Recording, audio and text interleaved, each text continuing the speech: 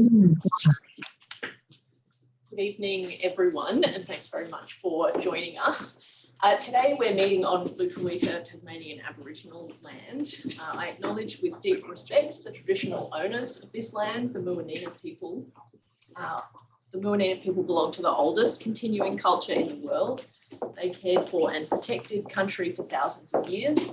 They knew this land, they lived on the land, and they died on these lands, and I honour them.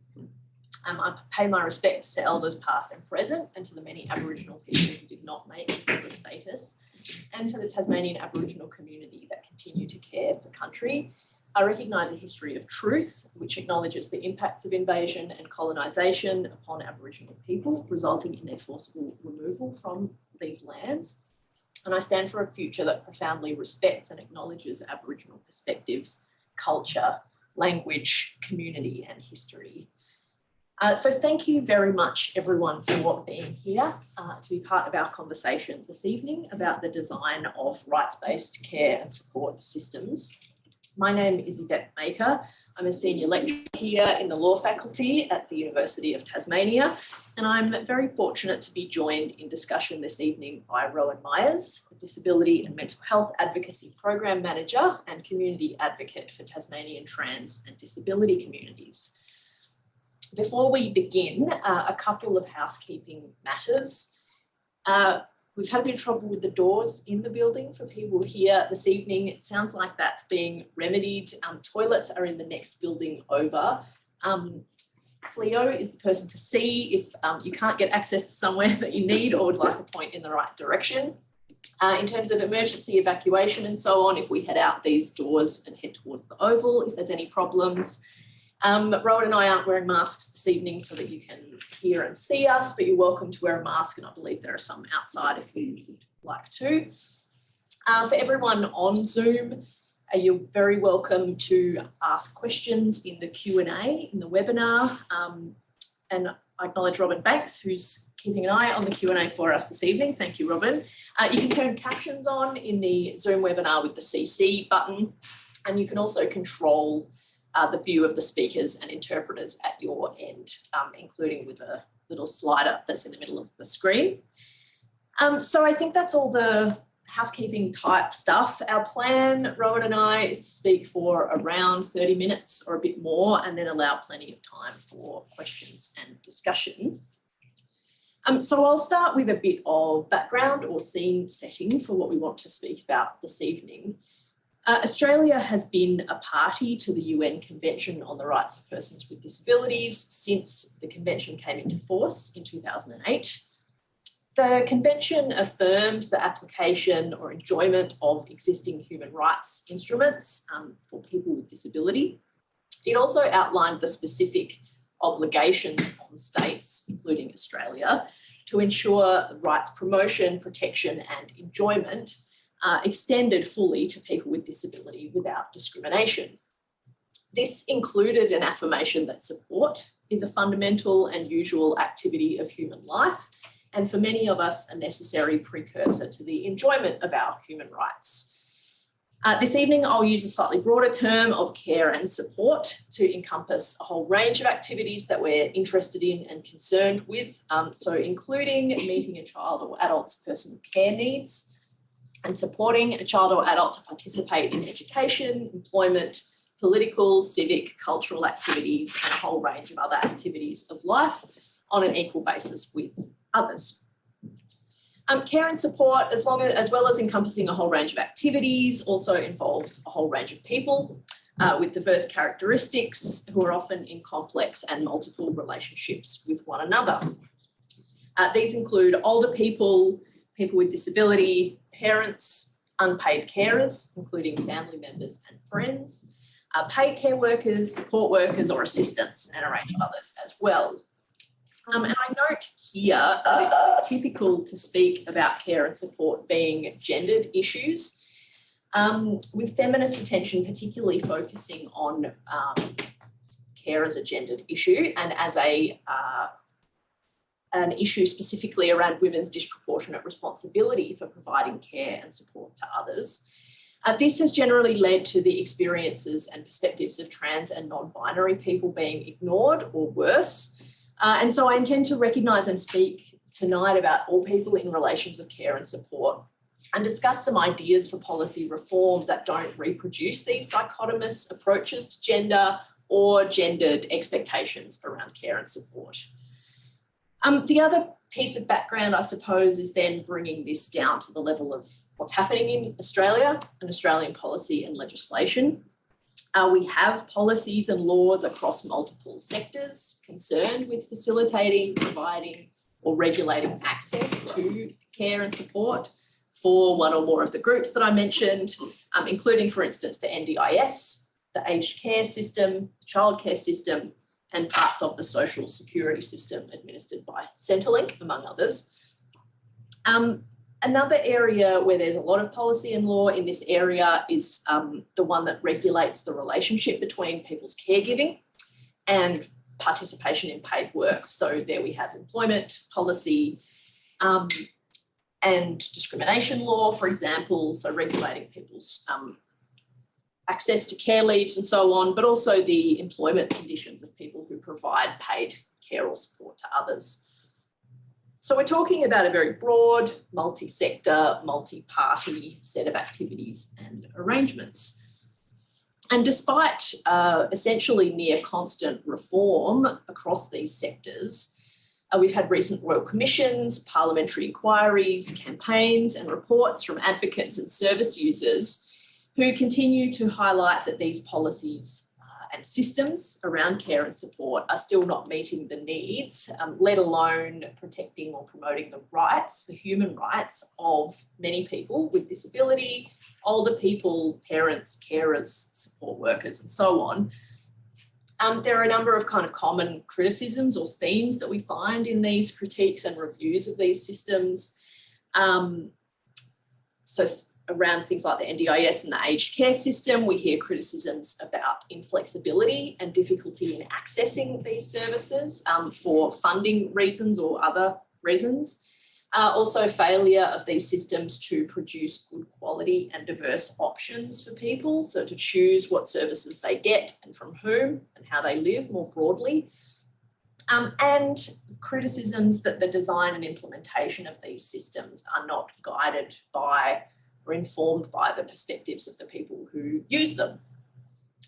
So I guess to put that another way, many of the problems with these systems have common roots in what are often called the neoliberal features of care and support policy and law in Australia. And they include this kind of individualisation of risk and responsibility that we find in many areas of life, so a growing sense or requirement for everyone to meet their own needs financially and practically, and to manage one's own affairs, which means there are significant limits on who can access funding or services for care and support. Secondly, we've seen formerly public or state-provided services being outsourced to markets or quasi-markets that are guided by different principles around cost minimisation and efficiency that often work against the provision of high quality, responsive care and support. And thirdly, we see this casualisation of work, including care and support work that's led to declining real pay, conditions and quality of workers' employment, and by extension, the quality of the care and support that people can provide in those kinds of jobs. And so in this evening's discussion, Rowan and I are going to speak a bit more about some of these limitations and the shortcomings of existing Australian systems around care and support, but we're going to focus in on one policy area, the NDIS. And we'll also discuss the ways specifically in which advocates on multiple sides have sought to challenge and change these sorts of problems or shortcomings of the systems.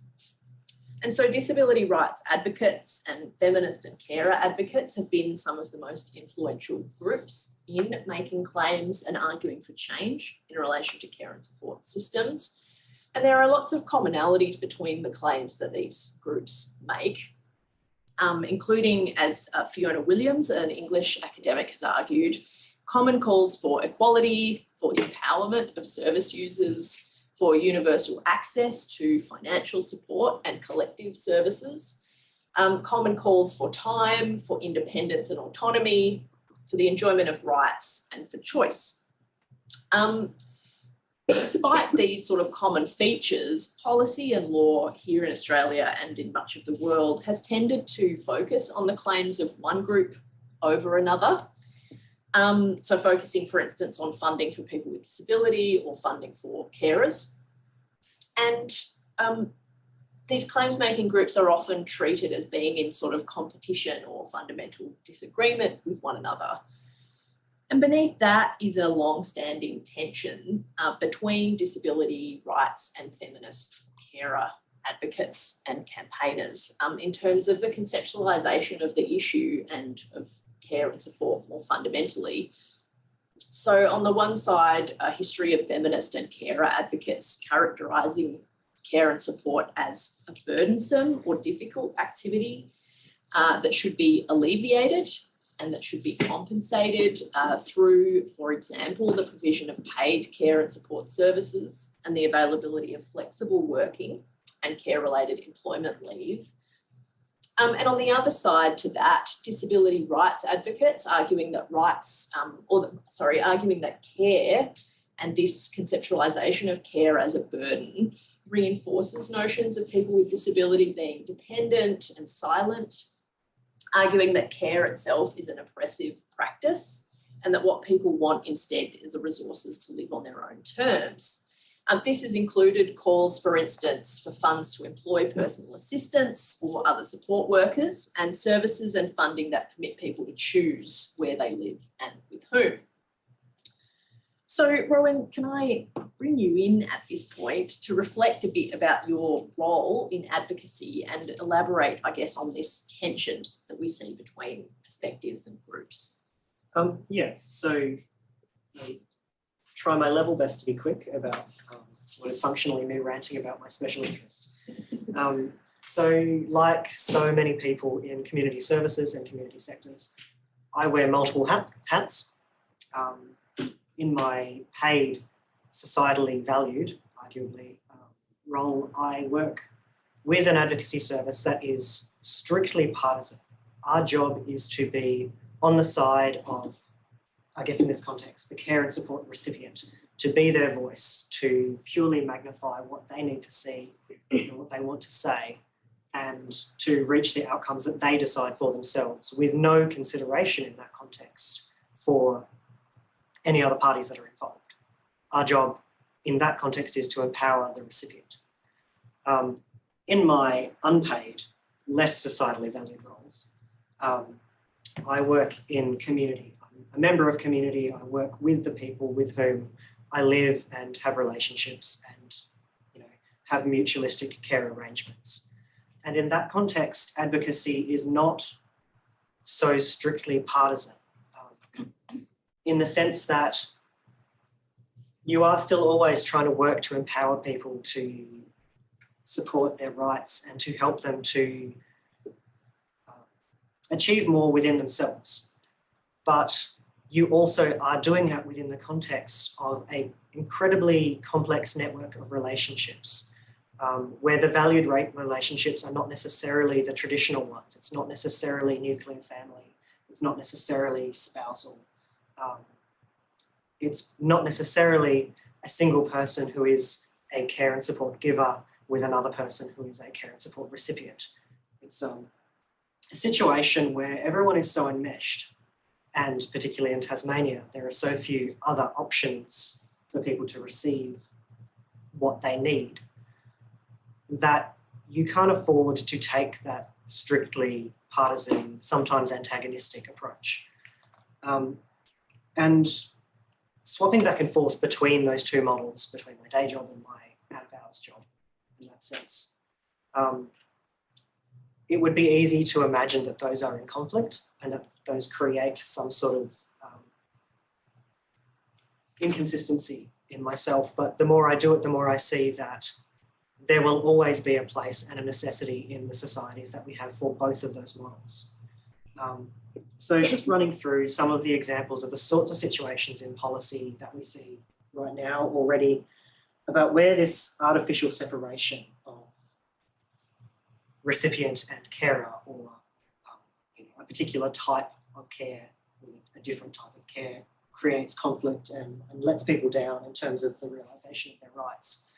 So, for example, on the NDIS, you may have a child who has an NDIS plan and is receiving funding, which is being administered by their parent because the child is not old enough to make those decisions for themselves. And a really common thing is that a parent will put forward a claim for a particular amount of money to get care and support for their child. And that claim will be rejected. Now, the really common reason for that rejection that's given by the system is that the care and support that they're requesting funding for is a quote unquote parental responsibility. This system has a really hard boundary where in the legislation it's articulated as things that are ordinary expectations that someone with that relationship would provide. I don't know about you, but the definition of ordinary in a relationship where someone has extraordinary care and support needs doesn't actually make sense. And you'll often end up with a parent seeking support and they'll be told, no, your child can't get that support from us, the NDIS. They need to go to the special childcare subsidy, for example, to get that support, because that is a childcare support and not a disability support, even though it is a support for this child who needs childcare because of their disability. It's an obviously nonsensical situation that in practice leads to trauma, the breakup of families, sometimes worse outcomes than that. So other totally arbitrary delineations between our systems. Care that is deemed disability support versus care that is deemed medical care. You may have an individual who requires nursing support as part of their disability support needs, and incredibly common to see people having to go back and forth between hospital systems and the NDIS. And you'll often see these going backwards and forwards for a month, one department saying it's the other's responsibility. And because these lines are so hard that they cannot possibly overlap, there's a natural retraction away from one another to avoid overlap, which you can all imagine results in the people who have those really complex overlapping needs just falling right down the gap.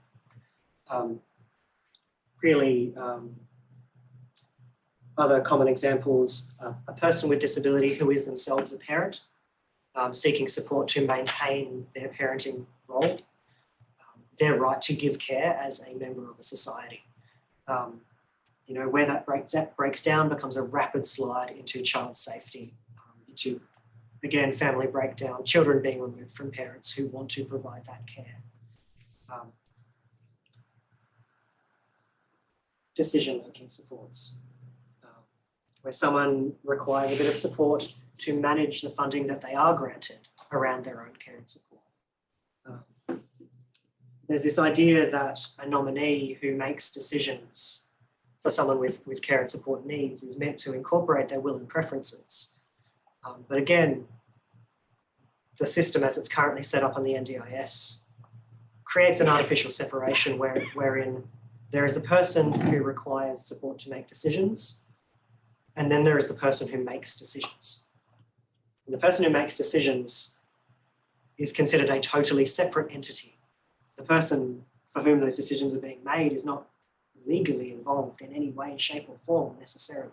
It's relying purely on the goodwill of practitioners, office workers, overwhelmed family members to go above and beyond what they're legally required to do in systems where they don't have the resources to do it. It's really easy to see how a whole huge array of ways that having those arbitrarily separated systems and arbitrary separation of the person who gives care and support and the person who receives creates huge human rights violations every day. And we've really got to ask ourselves, what sort of cultural assumptions have we made that all of our systems are now set up this way? Where did we decide along the way that a parent was a parent and not also a person with disability, or that a person who had medical needs and a person who had a disability weren't the same person. How did this happen? Because when you look at it in that lens, it's clearly not effective or practical or right. And those are the sorts of questions, I guess, how have we arrived here, and might there be a different approach that I've been considering, and Rowan and I have been speaking about recently, and that I've been thinking about for a number of years. And so I thought I'd next speak about some of that work that I've recently published that tries to respond to some of those, I guess, what we call the siloing of care and support. So you have one identity perhaps that predominates, or that's the identity that gives you a right to claim financial assistance and so on, but that can't deal with the complexity of real life relationships with changes in circumstances and all those kinds of things. And in doing so doesn't handle well or respond meaningfully to this range of claims and claims making groups that I mentioned earlier, and that Rowan elaborated on. And it's also really, I think, about that point about needing to challenge underlying assumptions about these systems and about what people's lives are like, the possibility that we have multiple identities, that we all have some level of care and support needs, at least at some times in our lives. But for some of us, those needs are greater at some times. For some of us to enjoy our rights, we really need to have access to these kinds of things. And so the work I've been doing really tries to bring together the work of scholars and advocates, particularly from disability rights and carer and feminist perspectives. And I've tried to sort of bring together and extend these different claims by emphasising the points of commonality between them to find a framework for designing or assessing and redesigning policy, really, that takes this more holistic approach and that is more capable of dealing with a range of claims. And so the principles that I'll show you in a second are really intended to be practical, so to assist policymakers and legislators and potentially groups making claims around care and support to assess existing policy and law, but then also to design more inclusive policies that avoid this tendency to prioritise one group over another, or one activity or kind of way of living over another. And one thing, I guess, to facilitate that is that the principles are concerned with this field of activity of care and support rather than with particular actors, so people with disability or carers and so on, or mothers or sole parents or a range of other groups. And each principle is really sort of meant to design or deal with an element of policy that's been identified by one of these groups, carers, people with disability and so on, as really being kind of essential to the enjoyment of their rights. And the general idea is that policy designed on this basis can help to establish care and support as a norm of being a human, so a usual part of life, while leaving open the possibility that people will have multiple identities, multiple roles, as well as a diversity of views about what constitutes good care and support for themselves, for their families, communities, and so on. So Milan, could you hit the button, please? So I've just put the 6 principles really briefly on this slide that will come up in a moment.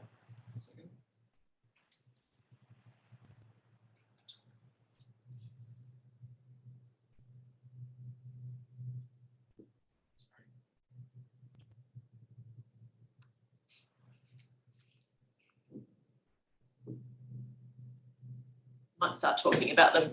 I promise it's a very brief slide. There's all this build up now. It's up. Fabulous, thank you. But now we've lost interpreters in the room. So I'm just going to very briefly describe this slide. It sets out 6 principles, as I've suggested, with little icons indicating each one. We have access to financial resources, access to multiple sources of care and support, flexibility, time, voice, and recognition of difference. Okay, thanks, Pauline. So we can see the interpreters, I'll pull that down, but that's just to give you a sense, I guess, of the high-level themes. And I'll tell you about each one of those. So the first is probably the most obvious, which is that policy should provide access to financial resources. This is really core to the claims of all claims-making groups in this area. And specifically, claims have tended to coalesce around the need for direct payments that equip people with the funds to decide or choose what care and support they use and what care and support they provide to others. And so payments are important for the obvious practical reason, but also symbolically here as a recognition of care and support as social goods. And matters of right and matters of citizenship, so something that we value collectively as a community and society. And most importantly, obviously, these payments must be paid at a high enough rate to ensure that people have multiple options about who they support, who supports them, and how they combine care with other activities of life like paid work. They also need to be paid at a high enough rate to be able to attract quality, well-paid workers, which is obviously an issue here. And so, Rowan, some of these features, direct payments to purchase services, are an essential part of budgets available to some people under the NDIS, but they don't quite work according to plan, would you say? No. In many cases, they don't work. So one really simple, quick example of that is the NDIS requires that you justify all the supports you receive funding for as being reasonable and necessary, which is a more complex term than it seems on the face of it, unsurprisingly.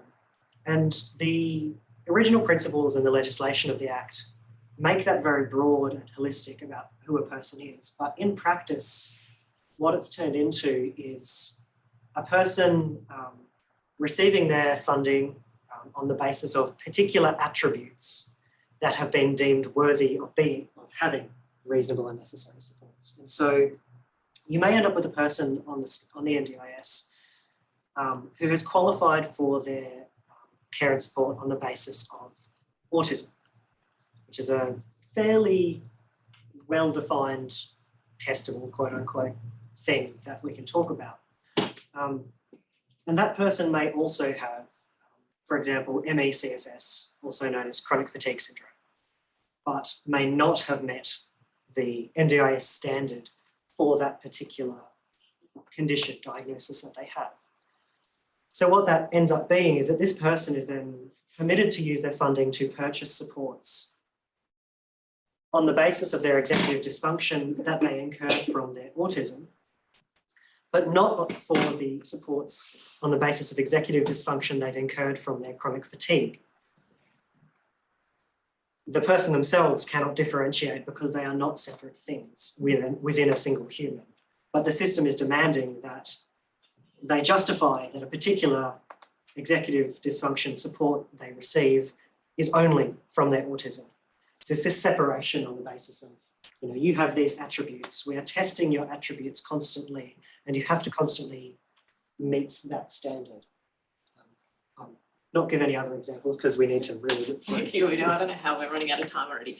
And so I'll talk a bit more about that kind of assessment criteria point. Again, another kind of siloing in a way that's not realistic. But so alongside this need for direct payments is obviously the need for something to spend payments on, which is why I've talked about this second element of policy as being access to multiple sources of care and support, so that people have a choice and don't end up stuck in arrangements that they don't want or that don't work for them or that cause them harm. And so here again, it's sort of about the nature or quality of services rather than services per se, needing to be of good quality, needing to be accessible and affordable for people. And again, this is something the NDIS is designed to foster, but there have been particular issues with the NDIS in terms of a market or quasi-market for services. In terms of market services not producing things that suit everyone or that meet everyone's preferences or needs, or again, being focused on cost minimisation, efficiency, and these other sorts of principles that don't kind of gel with good quality care. And I know that's manifested in particular ways in Tasmania as well. And Tasmania being a smaller market than most mainland central markets, it's really a lot more comparable to a rural or remote market on the mainland. And yeah, the policy response to there, I guess, not being enough choice for people to choose freely where they purchase their supports has been a little perverse. It's doubled down into that that thinking of, oh, we've tried to support this choice market and it's not working the way we thought it would, and so we're going to take away that choice again. So instead of allowing people the choice of where they go to preserve their market, they're starting to demand again that people will go to a particular provider or receive a particular support. Whereas if we reframe the way we're looking at that market failure, we could be looking at more creative solutions that looked at different types of care and relationships that valued those supports in the market differently to, but yeah, we come back to those older cultural assumptions that it's really easy to fall back into as we try to improve our systems. Which sort of then leads me into this third element, which is sort of sits across the first two, and is this necessity of having flexibility built into these systems so that you have this responsiveness, creativity, possibilities for people to kind of design these arrangements the way they want to. And so we find all kinds of policy examples here where, for instance, you can only use your funds to use one service or to fund one person in the area of social security. Carer payment is only available for someone providing constant care to a person with disability or illness. It can't be shared. The payment can't be shared between multiple people unless they're all providing constant care, so everyone's needed at the same time. So it kind of works against different arrangements and reinforces, responsibility of one person, for instance, in a family.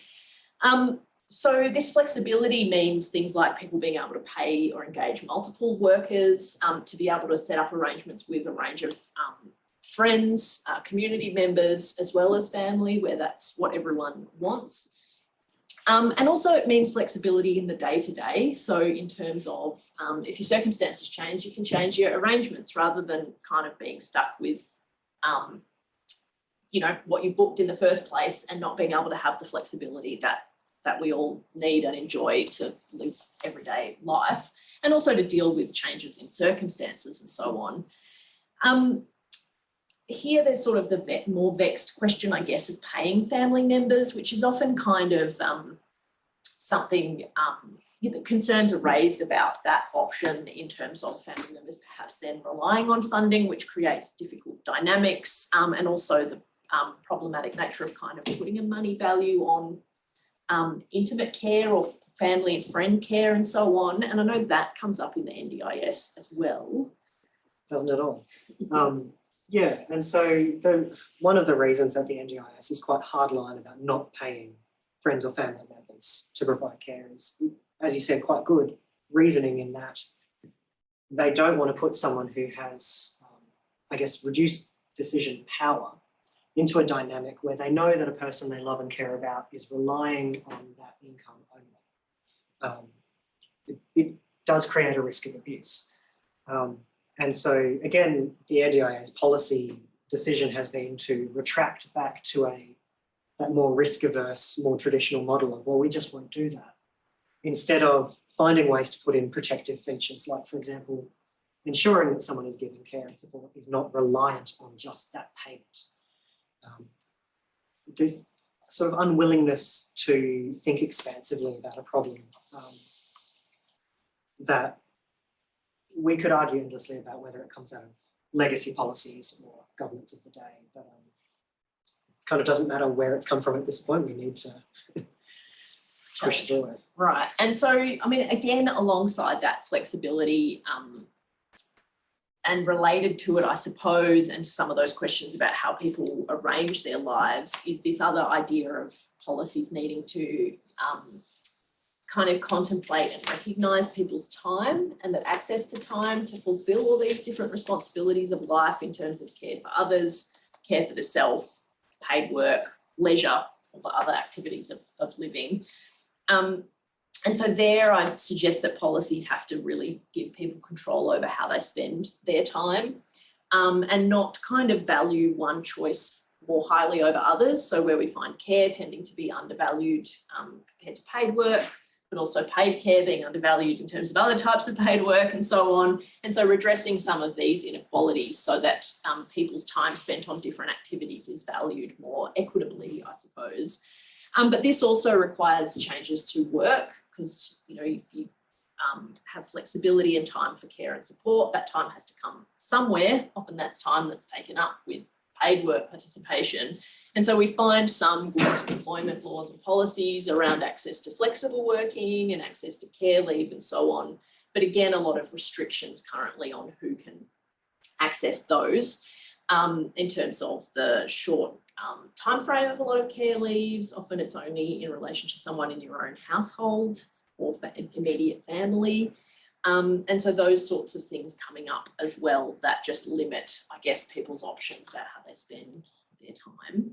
We really need to consider in that all of that legislation is written from a completely white Eurocentric family model of what is considered a significant enough relationship to warrant taking personal leave or annual leave to provide that care. Right, and some policies are a little better at that than others, but generally these things are sort of bolt-ons or add-ons again to the standard setup. And so they don't generally accommodate a whole range of community and family care relationships. The last couple of principles, again, are a bit of different character. The fifth is about how policy and legislation is made rather than what's in it. And so that's really about making sure the voice of the people affected by policy are actually involved in the process of making that policy and making that law. And so this requires a lot of practical things like accessible processes, including support for people who have their voices heard and to exercise their capacity.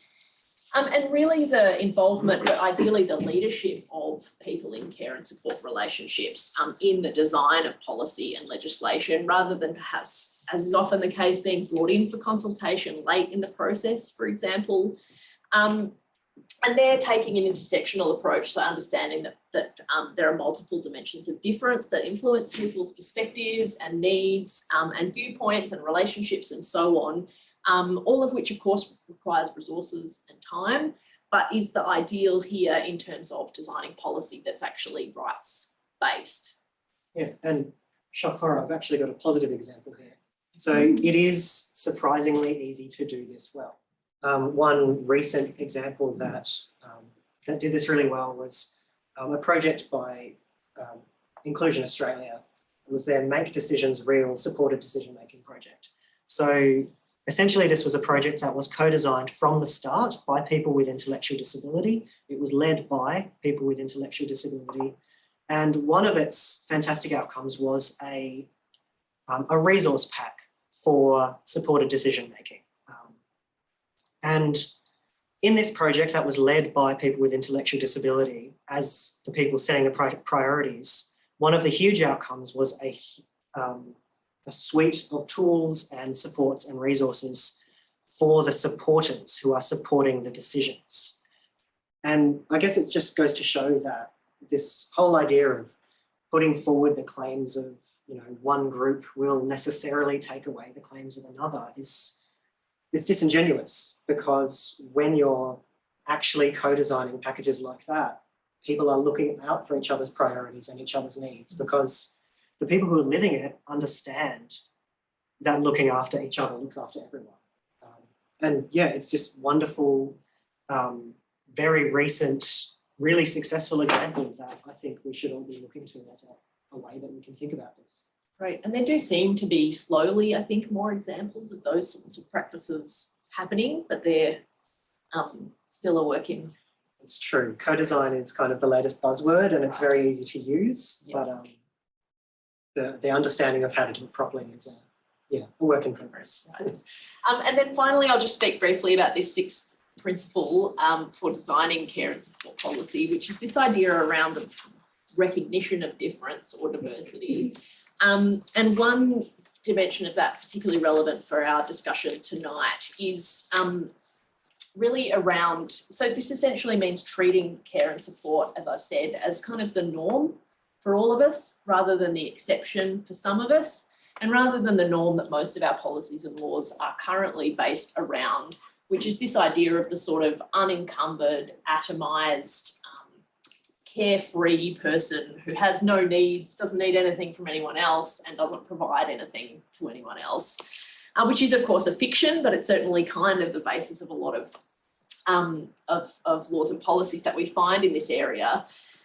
So in practice, this, what I call this positive recognition of difference, means that people's eligibility for payments and services must not be determined by measuring them against this norm of the unencumbered, carefree person. So you shouldn't have to kind of deviate to a certain extent from this norm in order to be eligible for services and supports. This means avoiding things, so we find in law and policy already, things like measures of disability that focus on your ability to work, so to earn income. So that kind of functional work capacity is the main variable that decides whether you can access disability support pension, for example. Or we find measures that are mostly about how a person's disability or impairment affects what they can do. So focusing on what people cannot do rather than what people want to do, or those kinds of things as well. There are alternatives that are used to varying degrees around the world. So measures that are more about what people need to enjoy their human rights. Measures that look at what people need to live a fulfilling life, or measures that incorporate or take into account people's self-defined needs and preferences as a part of that process. These are obviously complicated and there isn't necessarily one perfect measure. It's a constant question about the best and most effective way to do this. And again, this is something that technically is built into the NDIS, but that's sadly, I keep coming back to these negative examples, but that's sadly been kind of lost along the way. Yeah, very much so. It's one of those things where the principles and legislation that it was built upon were really ambitious, really beautiful, but as they were implemented without that sort of consciousness of how it was working, they, I guess, progressively slid backwards over time. You know, the artificial separation of disability types that we see in the NDIS at the moment is not something that is built into the legislation. It doesn't appear there anywhere. And in fact, the legislation itself says a person is a whole and complex person. If they have met access, they've met access, and we're going to look at their support needs as a whole thing. But in the actual practice of that, it actually started with the design of the IT system, of all things, which arbitrarily asked someone to enter a primary disability. And it was just a contextual thought at the time. So it's not based on the policy? It's not based on the policy, it's not based on the legislation. And at the time that it was implemented, it didn't influence those things either. But because that was the way the back end of the system was built, it influenced the way that people were thinking about it over time. And we've ended up in this place where, again, people are being tested on their attributes, you know, in that really negative way, in very arbitrary and meaningless ways. And that point brings us to the final point we really wanted to make tonight, I suppose, about the challenge of implementing something that's sort of as ambitious as what we've sketched this evening, both, I guess, in terms of that it would involve a considerable departure from the way things are arranged at the moment in terms of support and services being targeted towards people deemed to have generally the highest financial need, but sometimes also linked to people with the greatest support needs, for example. So that kind of safety net type system that's really fundamental here in Australia. But also to Rowan's point about, I guess, the gap or the difficulty between principles on paper and implementation in terms of, like you say, just one small thing in the IT system can cause this diversion away from principles. And so in that spirit, we thought we'd really briefly consider how this sort of proposal, framework, set of principles might be put into practice. So maybe we just speak about one of those or so. And so a couple of ideas there, I suppose, is one, that it potentially offers a scaffolding for these kinds of conversations and discussions that, that Rowan's spoken about between claims-making groups that we might traditionally consider to be in competition or contestation with one another, or on the policy-making side, potentially to sort of inform a broader political agenda or policy agenda around care and support reform, rather than everything being done in one place. The political palatability of reforms like this is obviously a big question and a conversation for another time, but ideally being ambitious hopefully has its place. And so maybe on that sort of optimistic note, we might open for questions and comments. Thank you.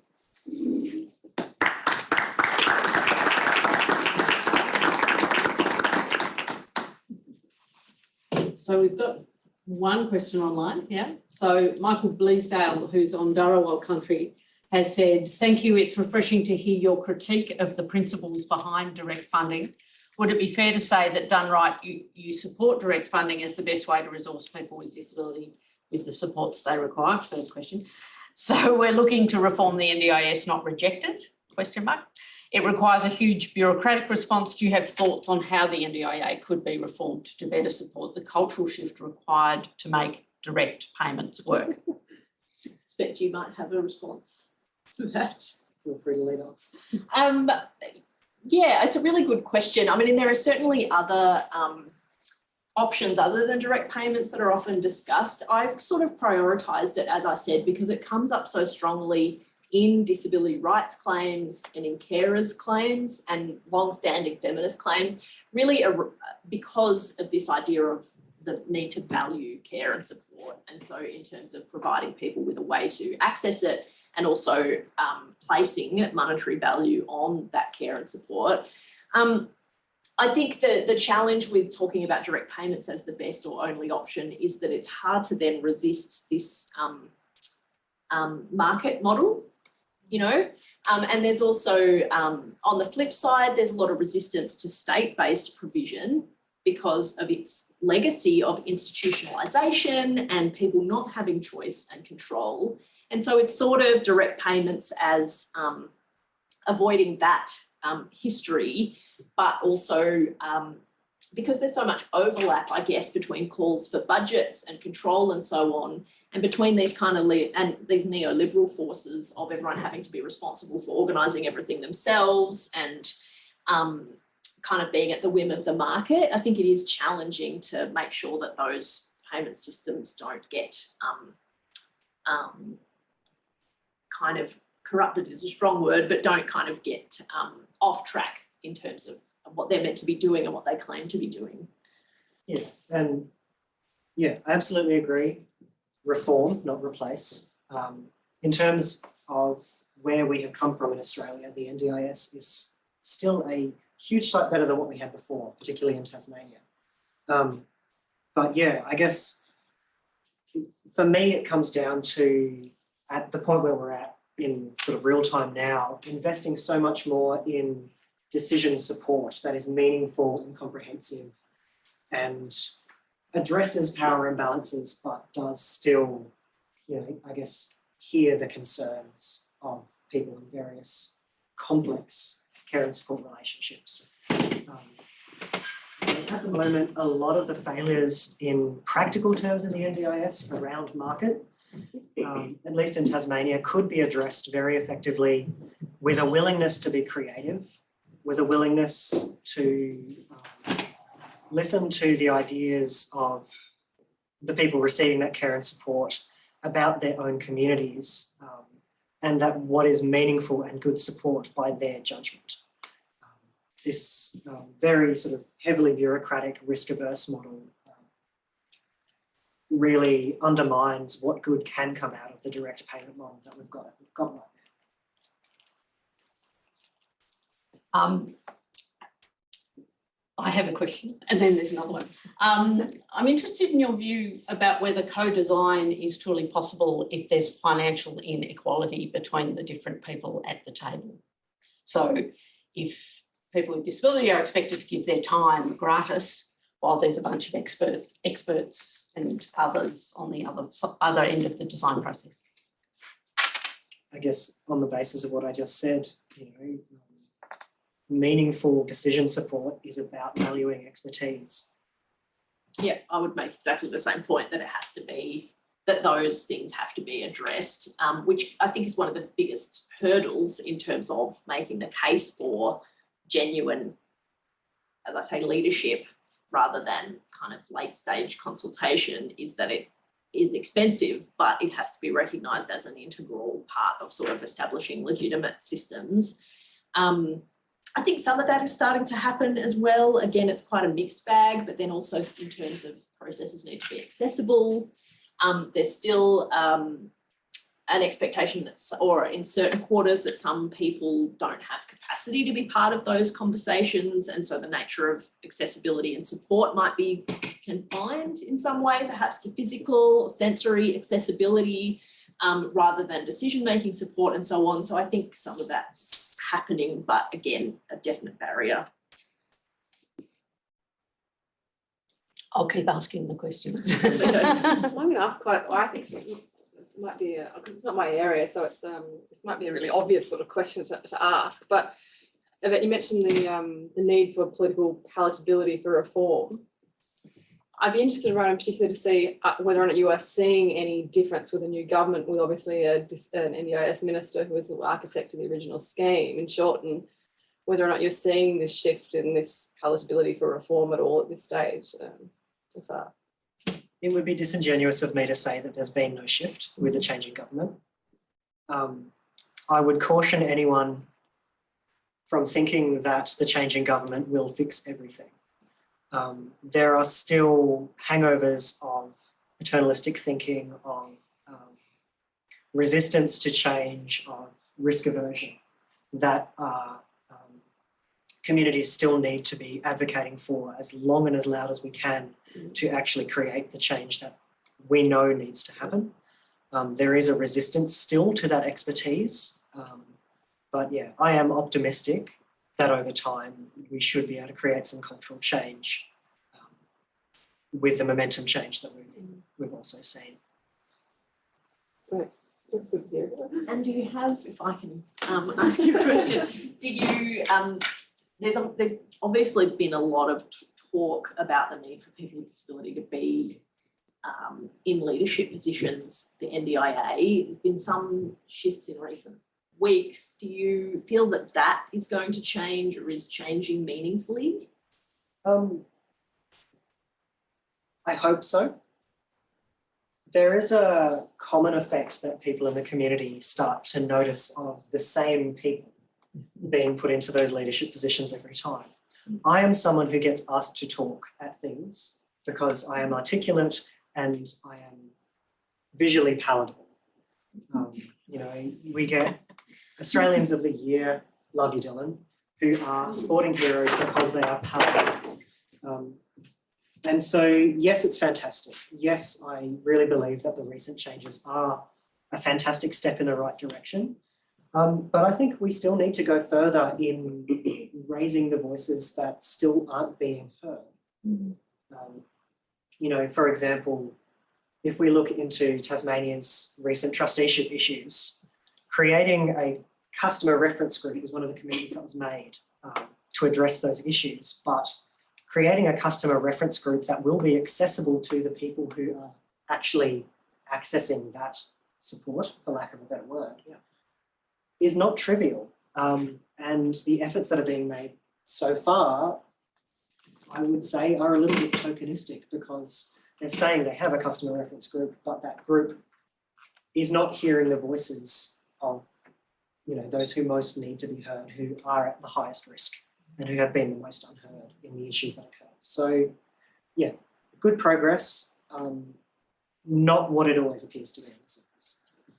So we've got 2 more questions. Oh, 3, 4. Running out of time. Just on that note of voices not being heard, Yvette, I mentioned this to you before the start of the talk. How do you both see these principles that you've been talking about applying to, say, prisoners, people with disability in prisons, or other sort of high risk populations or at-risk populations? Yes, I absolutely love that question, because one of my real passionate rages about the arbitrary separations of NDIS support is the separation of people in prison from receiving it. Once you are a prisoner, you are no longer eligible for that support and that model of support. And that's one of the first things we need to rip down. There has been some progress, nowhere near enough, in that some prisoners can now receive some NDIS supports while they're still incarcerated. But, functionally speaking, someone goes from being incarcerated and receiving almost nothing and then being dumped back onto the streets, potentially with nowhere to live, and being expected to access and navigate this incredibly complex system to get the supports that are ostensibly going to keep them from being reincarcerated. It is almost the example of the arbitrary separation that fails people who need it most. Maybe someone online? First one, and this is a really short question, so perhaps short answer.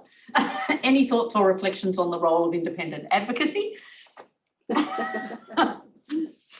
That's from Siobhan Clare. Hi, Siobhan. I think I said very briefly at the start that there will always be a role for people in independent advocacy who are partisan and on the side of people whose voices aren't being heard, or who are in the lower half of a power dynamic for any reason.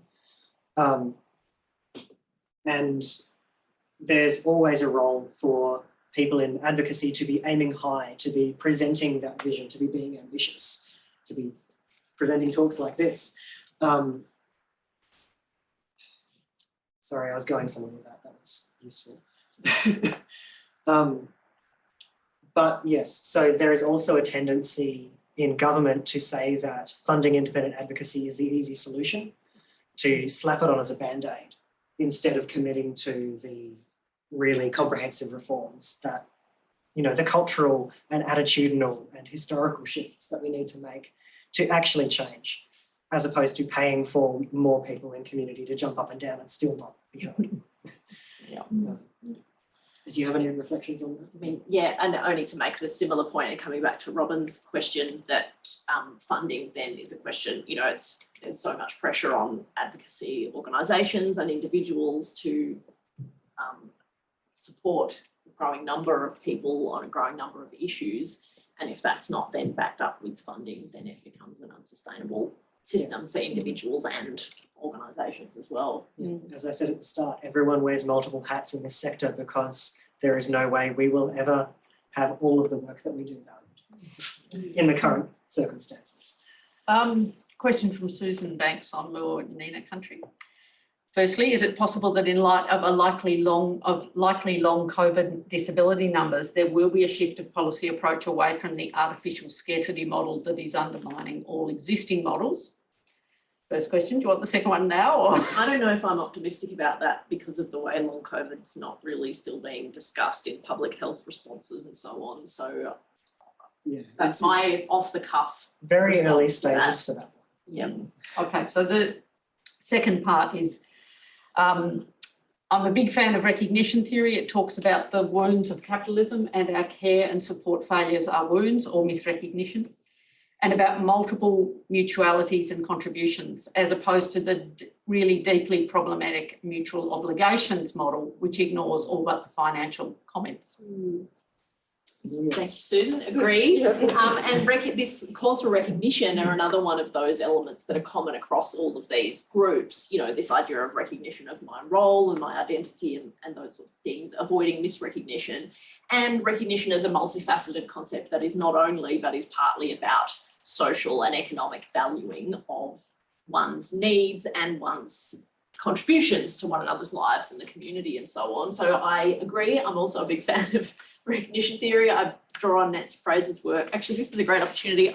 This is all in a book. If you are interested, this is my new book on this. It goes into a lot more detail about the implementation of the kinds of principles I talk about. And there is a handy flyer with a discount code on your way out if you're interested. But no, I think that definitely has to be an essential element of the conversation.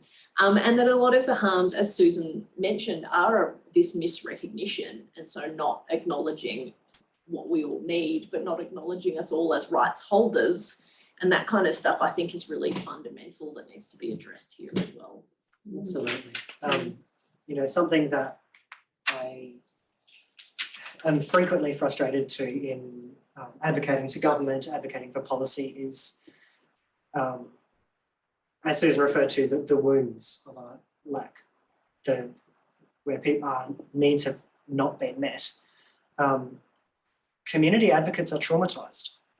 We are traumatised by where our needs have not been met. We are traumatised by the process of advocating to the governments we have had, to the power structures we have had successfully that do not recognise that. And that becomes a self-fulfilling or a self-perpetuating monster where if you are too traumatised by that process, you are no longer recognised by that process or allowed access to it and are therefore further traumatised. And we're slightly off topic, but we could do with seeing huge investments in capacity building in communities to provide trauma-informed care to each other, as well as by other people to provide care to that community. That's probably a nice note to end on. Thank you so much, Rowan Myers. It's been a delight working with you to prepare and talking with you this evening. And just a few other thank yous really quickly. Our organising team, Cleo Hanson-Laurie, Robin Banks and Tamara Wood, Milan Desai for all your IT support. Thank you so much. Our captioner and interpreters, at Bradley and Expression, Tulls, Jessie, thanks so much, and Fletcher this evening, and to the Faculty of Law for funding our event, and our Interim Dean, Gino Delpont, for all of his support with it as well. But thanks most of all to you for coming in the room and everyone on Zoom. A recording of this will be available and an email will come out about it soon. But thanks again and have a lovely evening.